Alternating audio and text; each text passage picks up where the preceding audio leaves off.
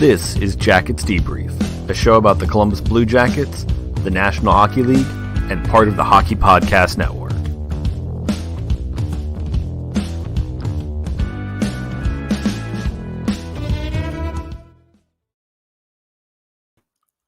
Hey everyone, welcome to the show. We're here to the off season. It has been a long road, but we're at the off season. But you know what? It doesn't have to be the off season for you with DraftKings. That's right. You can still play one day fantasy through the playoffs, through everything else. And hey, this weekend we got UFC 262 coming up. You can't miss it. Every punch, kick, and knockout means more with DraftKings lineup on the line. If you haven't tried it yet, Fantasy MMA is easy to play. Pick 6 fighters, stand to the salary cap, and pile up points for advances, takedowns, and more. There's no better way to put your MMA knowledge to the test than to compete for a shot at millions of dollars in total prizes. Plus, do not forget about base, basketball, and hockey. More money up for grabs there. DraftKings is safe, secure, and reliable, so you can deposit and withdraw your funds at your convenience. Download the DraftKings app now and use promo code THPN for your shot at millions of dollars in total prizes throughout the week. That is promo code THPN, as in the Hockey Podcast Network, to get a shot, and only at DraftKings. Eligibility restrictions apply. See DraftKings.com for details. All right, folks, here we are. We're at the off season. We start the off season with the beer of the week, the New Belgium Voodoo Ranger Imperial IPA. Let's try this bad boy out. I'm excited. Anything called Voodoo Ranger sounds great. Go Voodoo Ranger. Go Voodoo Ranger. That was awesome. Here we go. Ooh, that's got the smell of the hoppiness. That is an IPA. Let me try this again here. Let's see.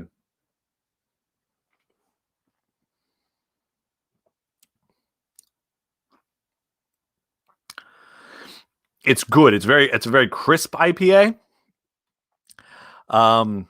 If you're someone who's like, I like IPAs, but I don't like the IPAs when they're too hoppy, you wouldn't like this IPA. It's got that bitterness isn't the right word, but it's got that strong flavor on the back of the tongue. I mean, it's a little bit of bitterness, but it's good. I enjoyed it. Their description: a rare blend of choice hops creates an explosion of fresh cut pine and citrus flavors for a complex, rich, and delicious finish. It's good. It is a great beer that if you're at the bar and they're serving it, you'd have one. Getting a variety pack. I wouldn't get a 6-pack of them because it's just too much of that flavor, but I like it. Awesome. Good times. All right, folks. Last night, Saturday night, the Blue Jackets defeat the mighty Detroit Red Wings 5-4 in overtime.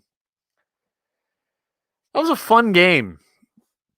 It was fun to watch. One of the problems with this year for the Blue Jackets is there just haven't been enough of those games where you just had a good time watching it.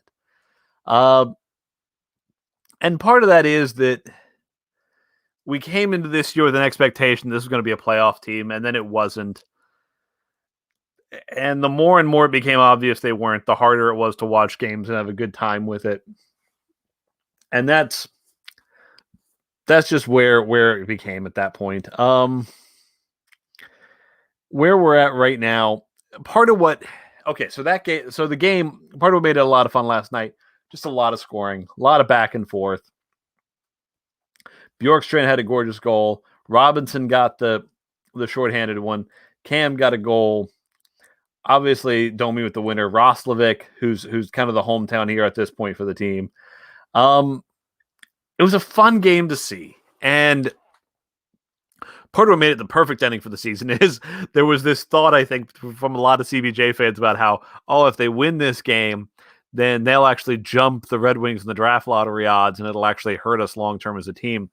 But because the game went to overtime, the Blue Jackets didn't jump the Red Wings. Now, theoretically, if they lost in regulation, then I guess it would be more likely that New Jersey could catch them. New Jersey might jump them or meet it or whatever. I'm going to be honest, guys. When I'm watching a Blue Jackets game, I'm not sitting there going through the machinations in my head of how the draft lottery is going to be done by everything. I knew it about this one because it was exactly these two teams playing each other. And that's what I was interested to see.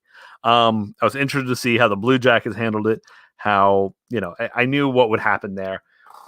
But it was great. I mean, it was fun. And seeing Max Domi get that game winner and his face light up, it was fun. It was this moment of enjoyment and just being like, yeah, this is why we like hockey. This is why we watch all these games.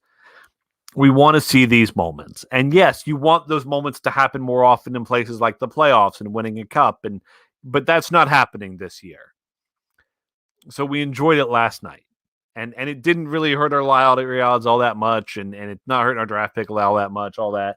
Again, whether the Blue Jackets actually use the first pick they have in this year's draft is still something I don't know. I mean, we're going to have plenty of time to talk about a lot of off-season stuff, because with this team not in the playoffs, we'll talk some about what's going on in the playoffs, but a lot about where the Blue Jackets are going. And honestly, if I had my druthers, the Blue Jackets are trading all 3 first-round picks and something else to get Jack Eichel, maybe 2 or 3 other something else's. So I'm not going to sit here and worry too much about if the pick is 5th or 6th or whatever, because right now I just want them to trade it. But we'll see what happens. I mean, the things you can control. The things you can't. So that's where we're at. You don't want a hockey team where you have enough players out there who don't care about winning a game that you can be like, yeah, we're going to lose games. You don't want that. You don't want that mindset to set into players. You just don't want that to happen. We started seeing that a little earlier this season with Elvis Merzlikins when he was talking about, we don't want to be Buffalo. And I get that, because you don't want that big losing streak, and you don't want it sitting on your head that losing is acceptable for your team. So seeing them win the way they did, that was a lot of fun. I enjoyed it. I enjoyed it quite a bit. We're going to take a quick word early here from our friends at the Hockey Podcast Network before jumping into what's really obviously the big story of the day there. What's up, everybody? This is Taylor and Brendan from Straight Up Sabres of the Hockey Podcast Network. Things are not going very well in Saberland this season, or really for the past 10 years or so. However, we here at Straight Up Sabres are so excited to keep bringing you guys the latest Sabres news, with everything ranging from interviews with some of your favorite Twitter follows all the way up to former players and everything in between. We have got you covered with your weekly coverage of the Buffalo Sabres. That's right. We got a lot coming up through the rest of the season and into the offseason. Who's going to coach the team next year? Is Kevin Adams going to have a new boss? Will he be a president of hockey operations? Will there be an assistant GM? Are they going to fill out their scouting staff? How many times will I cry next season? Maybe 0. I'm dead inside. Will Jack Eichel be here? Sam Reinhart going to get extended? All this and more on Straight Up Sabres.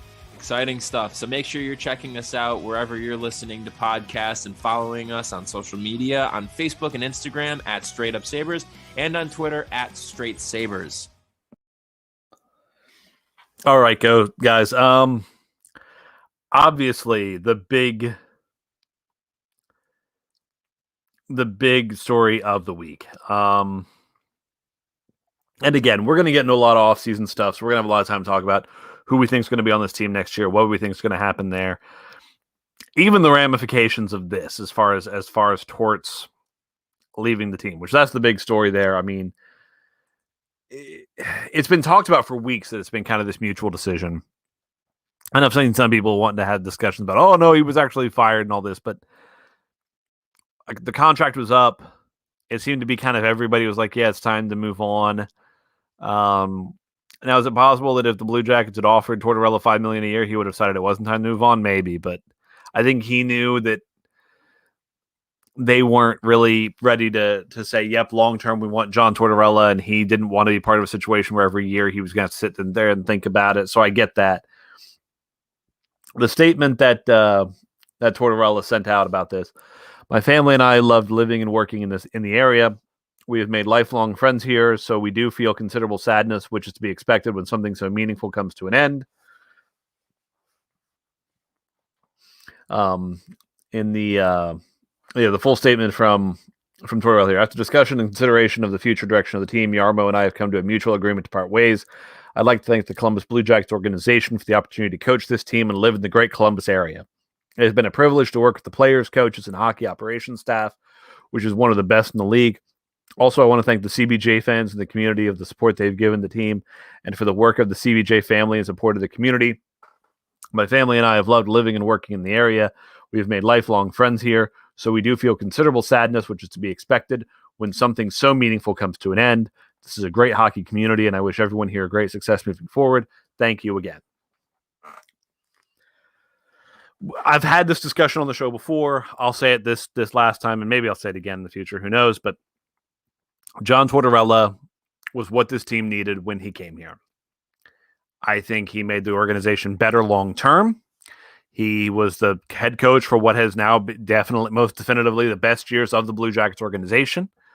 I hope we do more in the future, but I mean, John Tortorella will always be talked about with a fond heart in Columbus. And I think the way it ended, I mean, the last 2 nights where he put Jared Boll on the bench and then Kenny McCudden, the video coach, just really great touches. Something that was really kind of fun about that was, so McCudden, he's been the video coach for the Blue Jackets for just about the whole existence of the franchise. He's never actually watched a Blue Jackets game live in Nationwide Arena until John had him on the bench last night. And Torts had him call out the final defensive pair of the game. I mean, there's something kind of beautiful about the way it ended where everybody knew it was ending. Like, we all just kind of were like, yeah, this is it. I mean, there's some people who I'm sure want Tortorella back, but I think the majority of the CBJ fan base is kind of in that, we're in that same place of, okay, you've brought us here. It really feels like maybe the team needs something different, or where Yarmo's looking and where Torts is looking at taking things are different directions. And that happens. We get that. But it's good. It's a good thing that it happened. I mean, the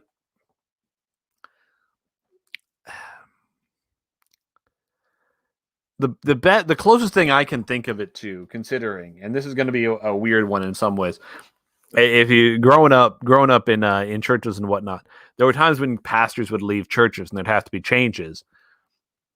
And I remember some of those times were really sad. Some of those times had hurt feelings, but there was 1 or 2 that were kind of nice, where there was just, life was going in a different direction for everyone. What that pastor was doing, kind of evolved and changed. And where the church was going needed to change. And it just kind of was like, yeah, this was a great time for everyone. We're happy about it and we're moving on. And in that spirit, doing a little different, because we do a lot of prognosticating on players and salary caps and expected goals numbers and all that jazz on this show. I want to take a minute and just talk about the best John Tortorella moment, the moments of the Tortorella tenure that I will remember. One, and this is encapsulated by 2 specific things he talked about, just the Torts attitude. Sometimes this rubbed you the wrong way when he would just be like, nope, we're done talking, and he'd leave. And sometimes there would be statements where, like, when Zach Werenski got hit in the face with a puck and came back, he would use the phrase, and if you listen to this with your kids and you don't want me to say a phrase that Tortorella says, turn it down. It's like, that kid's got balls as big as the building. That's just fun. It's really fun to hear a coach say that kind of positive thing about a player, because most of the time you get, he's a hard worker and he thinks the game well and he puts everything he has into practice. But just something like that, to be like, yeah, this guy, that particular phrase, balls as big as the building. That's just like, yeah, that feels like you're one of the guys out there in the trenches with them. It's cool. The other one I'm thinking is, and I think it was against Chicago. We lost a game last year. And it was the same time, I want to say it was when Lincolns got hurt. It was either him or Corpy. I think it was Corpy. It was when Corpy got hurt. And essentially, after the puck was dropped, there was like a half second to a second where the clock didn't start. And then play continued. And then Chicago scored in that final second to send it to overtime. And Korpisalo was hurt. And Torts did what every fan wishes they could do, which is, with everybody in front of him, went through what garbage it was and said, at this point in the game, this happened, and just laid it out. And he got fined and all that stuff and that. But it was just cathartic as a fan to be like, yeah, you get how unfair this feels. If they'd started the puck, if they'd started the clock when they should have started the clock, we would be fine. We would have won that game. So those two moments, getting to complain about the refs to a room full of reporters and saying one of these players has balls as big as the building. That's awesome. That just, there were times where Torts, as much as he ticks people off, though there were times like that where you kind of felt a connection to Torts because you're like, he feels about what's happening the way I feel about what's happening. And that was great. That was fun. I enjoyed that. The next Tortorella moment.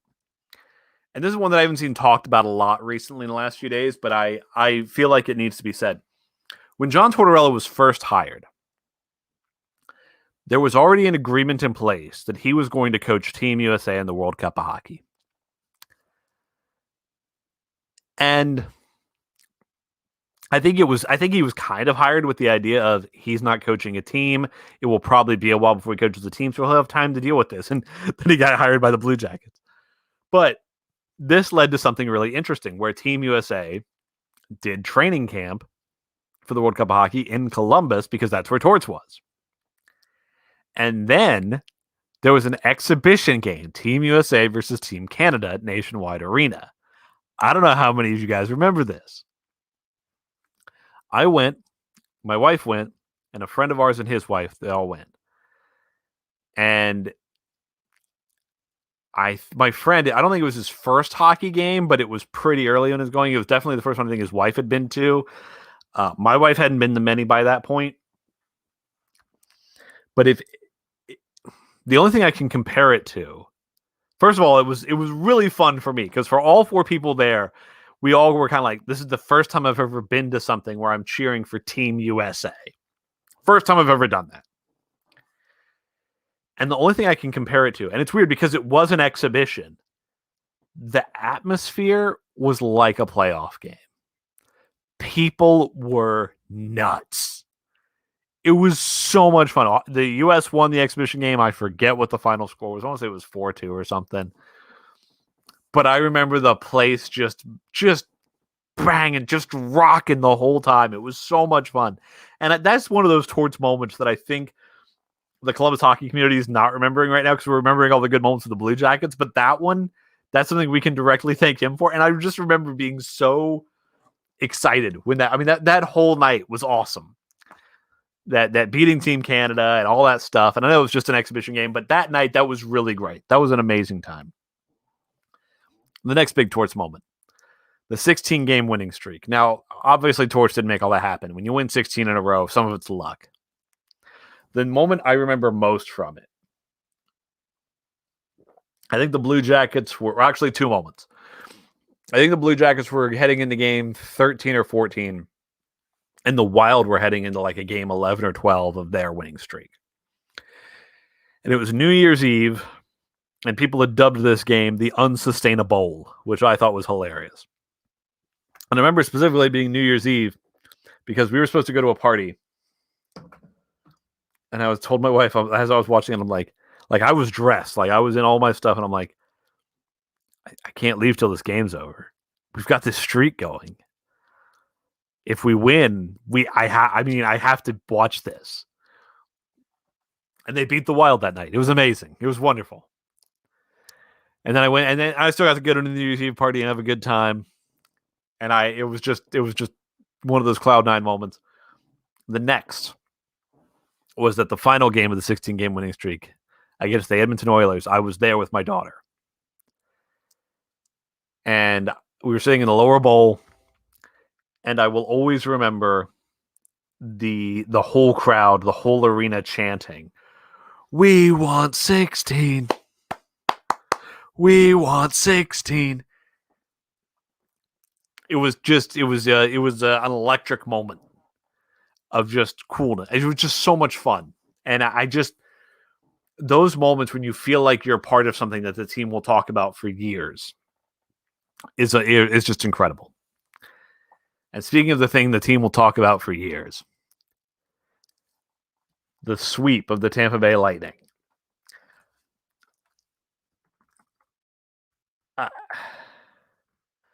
The thing is, so that game, it is hard to sit down. It's hard to remember to put yourself back in that mindset.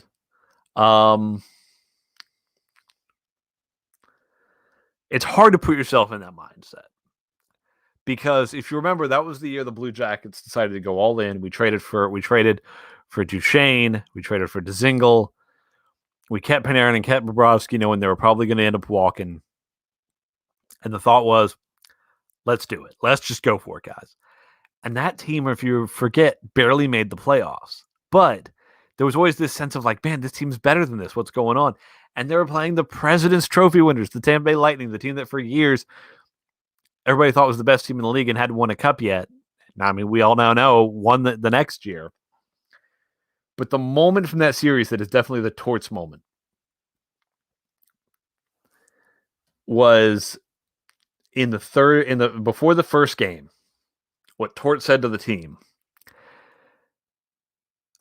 I'm just going to say blank when we hit the curse words here. I'm just going to say, here, let me make this a little fun for everybody here. 1 second.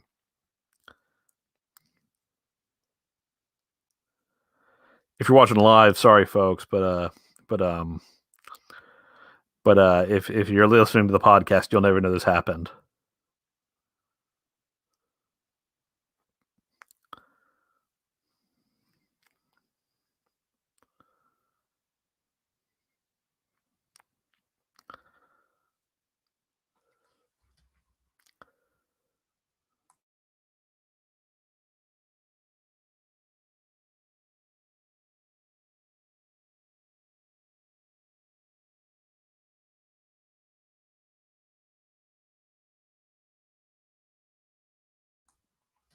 All right, here we go.